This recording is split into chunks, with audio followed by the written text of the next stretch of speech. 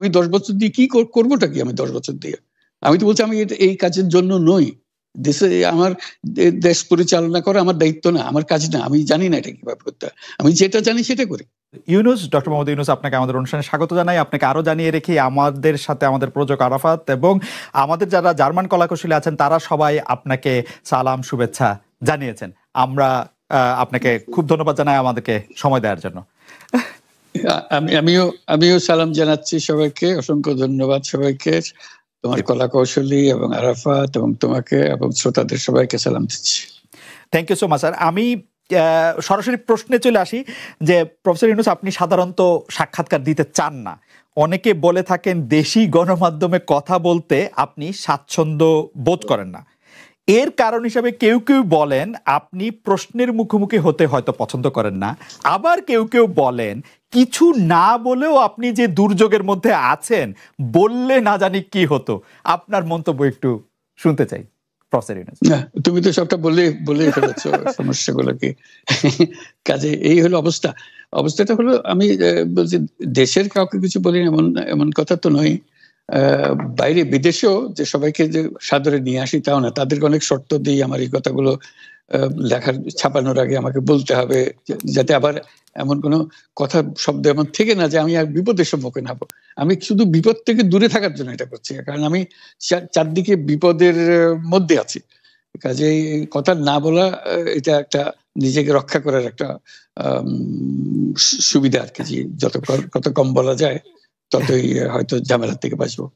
সম্পূরক প্রশ্ন করতেই হয়, নিজেকে কতটা রক্ষা করতে পারলেন প্রফেসর ইউনুস? পারলাম না তো, এত তো খালি বাড়ছে। এখন তো বড় কঠিন অবস্থার মধ্যে পড়ে গেছি। কিছুদিন আগে হয়তো খবর পেয়েছে এই মাসের মধ্যেই যে 12 তারিখে যে ঘটনা ঘটলো, যে আমাদের অফিসের মধ্যে ঢুকে গেল লোকজন, ঢুকে বললো যে এটা আমরা এখন দখল করলাম, এখান থেকে আমরা চালাবো। এটা কি ধরনের আবদারিকতা! আমরা পুলিশের কাছে গেলাম, বললো যে আমরা এই ব্যাপারে কিছু করতে পারবো না। কাজেই তারাও কিছু করলো না। তো আমরা যাবোটা কোথায়? পুলিশও কিছু করবে না, ওরাও জবর দখল করার জন্য ছুটে আসবে, আমাদের আইন কানুন কিছুই মানবে না। আর আমাদের একটা প্যানিক সৃষ্টি করলো আমাদের পুরো অফিসের মধ্যে যত লোকজন আছে, বিশেষ করে মহিলা সহকর্মী যারা আছে, তারা খুবই ভীত সন্ত্রস্ত হয়ে গেল যে কি কারবার, কি হলো এটা। কাজে সমস্যার পরিমাণ বাড়ছে, কমছে না।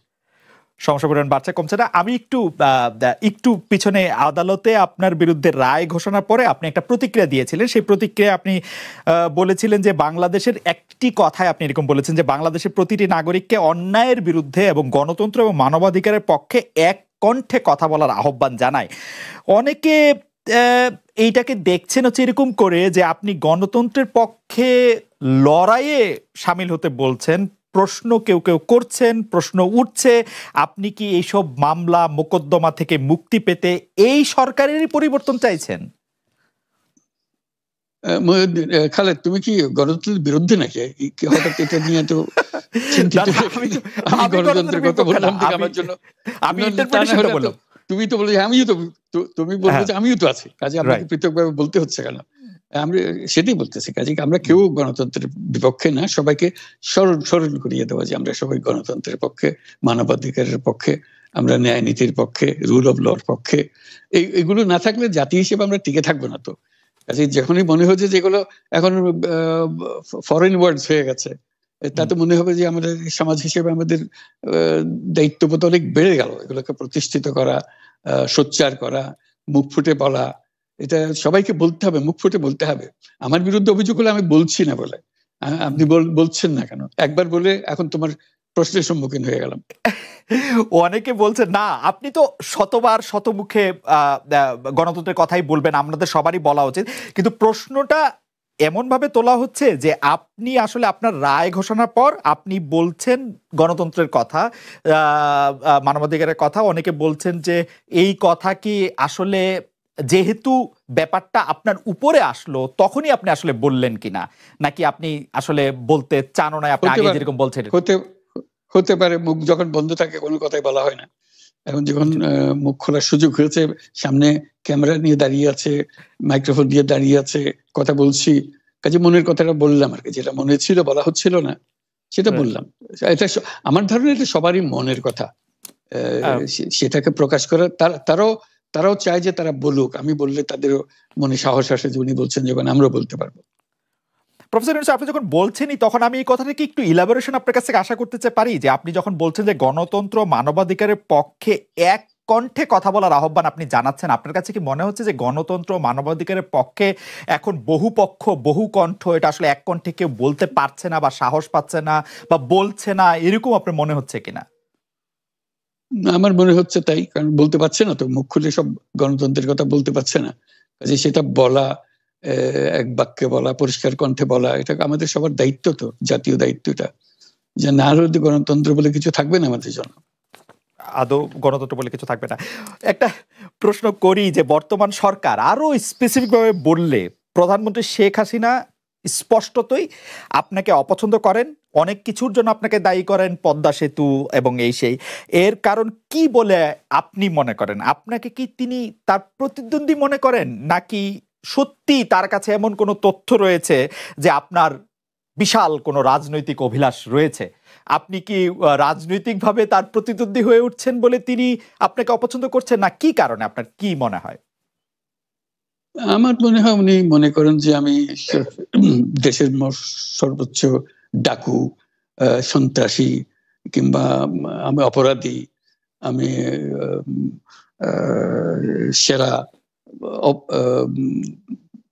চোর, এই জাতীয় জিনিস মনে করেন, কাজে সেগুলো ব্যাখ্যা করেন উনি তার মুখে। উনি বলেন যে আমি সুদখোর, আমি ঘুষখোর, আমি সব এমন সব কটু শব্দ ব্যবহার করেন যাতে মনে হয় যে আমার সম্বন্ধে তার ধারণা খুবই খারাপ। কিন্তু এইটা তো এরকম ছিল না। আমরা দেখেছি যে 96 থেকে 2001 সাল পর্যন্ত নানাভাবে এই সরকারই বা আওয়ামী লীগ সরকারই আপনার সাথে, বা আপনি আওয়ামী লীগ সরকারের সাথে একসাথে কাজ করতে কোনো সমস্যা হয়নি। আপনি এইটার জায়গাটাকে একটু, ব্যাকগ্রাউন্ডটাকে আমাদের একটু বলা যাবে যে আপনার কাছে কি মনে হয় কেন এই শত্রুতার বা কেন এই অপছন্দের বিষয়টা একটু সৃষ্টি হলো বা তৈরি হলো?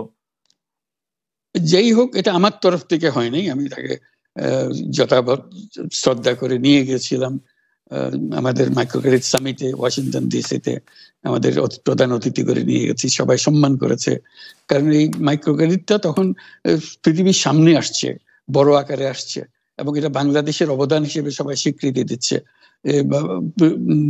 ওয়াশিংটনে দুনিয়ার সেরা যারা সবাই উপস্থিত ছিলেন, তার মধ্যে আমরা ওনাকে নিয়ে গেছিলাম এই জন্য যে বাংলাদেশের পক্ষ থেকে এই গৌরবটা যেন তিনি আমাদের পক্ষ হয়ে গ্রহণ করেন।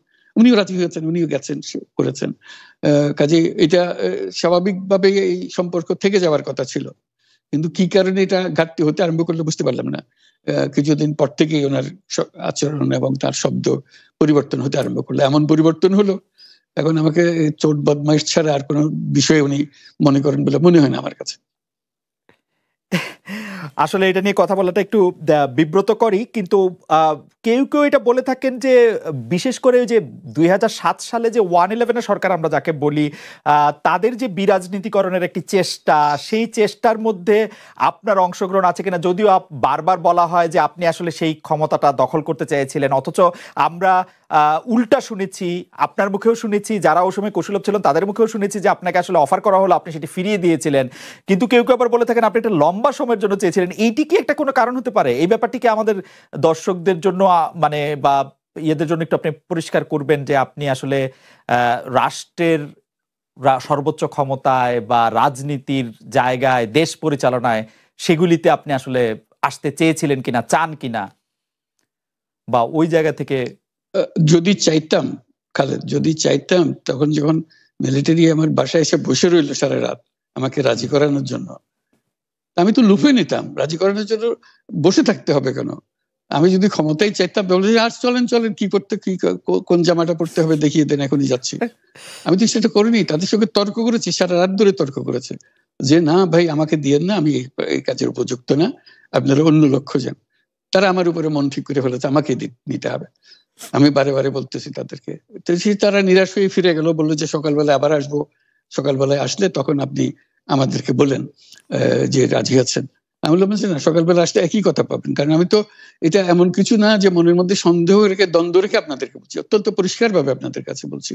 ঠিক আছে, তা না হলে তো আমি সঙ্গে সঙ্গে রাজি হয়ে যেতাম, কে ছাড়ে?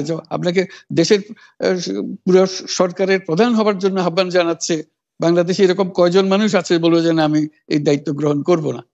আমি তো করলাম সেটা, এখন আমার নামে বলা হচ্ছে 10 বছর চেয়ে। আমি বছর নিয়ে তো প্রশ্নই উঠে না। প্রশ্ন হচ্ছে আগামীকাল সকালবেলা আপনি শপথ গ্রহণ করবেন, এই কথা। আমি বললাম যে না, করবো না। তারপরে এরপরে তো কয় বছর কয় কাণ্ড। আমি 10 বছর দিয়ে কি করবোটা কি? আমি 10 বছর দিয়ে আমি তো বলছি আমি এই কাজের জন্য নই। দেশে আমার দেশ পরিচালনা করা আমার দায়িত্ব না, আমার কাজ না। আমি জানি না এটা কিভাবে করতে হয়। আমি যেটা জানি সেটা করি। Make sense. আপনার মেয়ে মনিকা ইউনুস সম্প্রতি একটি সাক্ষাৎকার দিয়েছেন সিএনএনে। সেখানে আমি তাকে একটু যদি অনুবাদ করি তাহলে সেরকম পড়তে পারবো, যে আমি তাকে উদ্ধৃত করছি যে কোনো এক সময় প্রধানমন্ত্রী শেখ হাসিনা ও ডক্টর ইউনুস একসঙ্গে কাজ করেছেন। আমি আশা করি সেই সময়টা আবার ফিরে আসুক, শুধু গ্রামীণ কিংবা সংশ্লিষ্ট সব প্রতিষ্ঠানগুলোর ভালোর জন্যই নয়। যদি তারা আবারও একসঙ্গে কাজ করেন তাহলে সেটা চমৎকার হবে। এই মনিকা ইউনুসের এই আশা কি আপনারও মানে একই রকম আশা কিনা, যে প্রধানমন্ত্রী শেখ হাসিনা এবং ডক্টর ইউনুস একসঙ্গে কাজ করলে আরো কিছু চমৎকার কাজ হবে, বা এটা আপনি আশা করছেন এরকম কি? এটা কি এখন আমার জন্য করা যাচ্ছে না যে আমি নারাজ, যে করতে চাই না? তুমি ভাবখানা এমন করছো যেন আমি আপত্তি করছি, আমি কাজ করতে চাই না। আমাকেও যে বললাম চোর বদমাইশ করে রেখেছে, সেখানে কাজ করার তো কথাই উঠছে না। আমার নাম উঠলেই ওনার রাগ উঠে যায়। আমাকে সুদখোর না বললে ওনার মন তৃপ্ত হয় না। আমাকে চুবিয়ে না ডুবালে, পদ্মা নদীতে আমাকে চুবিয়ে না ডুবালে ওনার মনে শান্তি আসে না। ঠিক আছে, আমি কি করে বলবো? ওনাকে বলতে তো হবে, ওনাকে যদি কিছু বলতে হয়। পদ্মা নদীর কথাটা যখন উঠলই, পদ্মা ব্রিজ সম্পর্কে যে কথাটা সরকারের উচ্চ মহল থেকে এটা বলা হয় যে আপনি আপনার ক্ষমতা ব্যবহার করে বা আপনার পরিচিতি ব্যবহার করে বা আপনার যে একটা সাংঘাতিক রকমের গ্রহণযোগ্যতা সারা দুনিয়াতে আছে, যেটি আসলে ওয়ার্ল্ড ব্যাংক সহ অন্য জায়গায় আছে, সেটি দিয়ে আসলে আপনি পদ্মা সেতুটা বাংলাদেশ যাতে ঋণ না পায় সেটির জন্য আপনি চেষ্টা করেছেন। এই ব্যাপারটা নিয়ে কি আপনি একটু কিছু বলবেন, যে এটা আপনার বিরুদ্ধে একটা অভিযোগ? কি বলবো, এটা বলো, এটা হাস্যকর একটা কথা। মুখ থেকে বলে ফেললো চোর ডাকাতের মতো, এটাও আরেকটা বলে ফেললো, এটাই সত্য হয়ে গেল। আমরা যে বারে বারে বিবৃতি দিলাম তখন এটা প্রশ্নই ওঠে না। আমরা বাংলাদেশের নাগরিক হিসেবে আমরা গৌরবান্বিত যে এই পদ্মা সেতুর উপরে আমরা একটা সেতু বানাতে পারবো, এটার জন্য আমরা সবাই চাই। কাজে এটা তো বিরোধিতা করার তো প্রশ্নই ওঠে না। কেন বিরোধিতা করবো? দেশে যে একটা বড় রকমের ঘটনা ঘটতে যাচ্ছে সেটা তো আমরা সবাই সমর্থন করেছি। বলেই চললেন। এখন একজনে বলতে থাকলে তো আমার করার কিছু তো নাই। উনি এত শক্তিধর যে এখানে আমার কথা তো কিছুই থাকে না। ওনার সরকারের যাবতীয় প্রচার যন্ত্র ওনার হাতে। আমার তো আমার গলার যত তীক্ষ্ণ। আপনি তো কথা বলেন না, বললে তো নিশ্চয়ই আপনার সাথে না। একটি প্রশ্ন আসছে যে পদ্মা সেতুর যখন উদ্বোধন করা হবে তখন কি আপনাকে নিমন্ত্রণ জানানো হয়েছিল? মানে রাষ্ট্রের পক্ষ থেকে এরকম বলা হয়েছিল যে আপনাকেও নিমন্ত্রণ জানানো হবে, বা আপনি মনে আছে কিনা? মনে পড়ে না এরকম করছে। আচ্ছা আচ্ছা, আমি একটু যে বিষয়টি নিয়ে আপনি আসলে শুরু করেছিলেন যে আপনার প্রতিষ্ঠান জবরদখল করা নিয়ে, সেই জায়গাটার মধ্যে একটু আসি। আমাদের যে আন্ডারস্ট্যান্ড